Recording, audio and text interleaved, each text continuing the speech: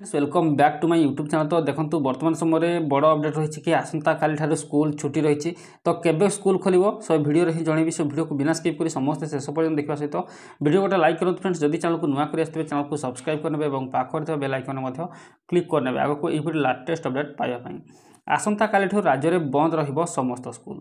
प्रबल ग्रीष्म प्रवाह को दृष्टि रखी राज्य सरकार आसंता कालीठू समस्त सरकारी अनुदान प्राप्त एवं बेसरकारी विद्यालय गुड़िक बंद रखा निष्पत्ति नहीं।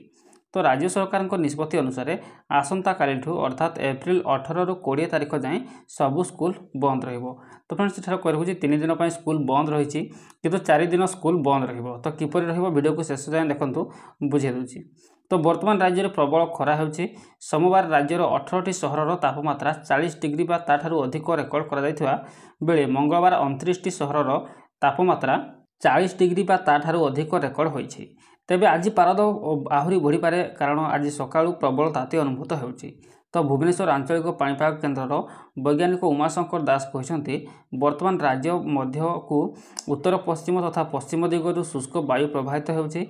एहार प्रभाव में आगामी 3 दिन मध्य दिनर तापमात्रा आहुरी 2 रु 4 डिग्री जाए वृद्धि पाइबार संभावना रही। तो ग्रीष्म प्रवाह को दृष्टि रखी 5 दिन पर येलो वार्निंग जारी करा जायछि। ता सहित उपकूल ओडिशा रे गोटे दुईटी स्थान में उष्म आर्द्र पाणीपाग स्थिति रहिबार संभावना थिबारु मध्य येलो वार्निंग जारी करा जायछि। खास करी 18 और 19 तारिख में खरा पीक रे ही रहिबो। तो किछि जिले में तापमात्रा 43 रु 45 डिग्री रेकर्ड करा जिबार मध्य संभावना रही।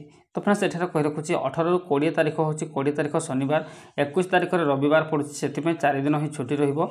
तो सोमवार 22 तारिख जेतु सोमवार ही स्कूल खोलिबार संभावना रही। तो फ्रेंड्स मो पाखर जहाँ इनफॉरमेशन था मुझे जनईदेली एवं आपने भिडियो को अन्य पाखक शेयर करूँ और भिडियो को लाइक करूँ। जदि आगक यहपरी नुआ नुआ अपडेट पाइबा चाहते तो आम चैनल को सब्सक्राइब करने सहित पाखर बेल आइकन क्लिक करूँ। जिते भिडियो अपलोड हम आपंक पाखे नोटिफिकेशन जीव नोटिफिकेशन जरिए आप भिडियो को सर्वप्रथम देखिपारे।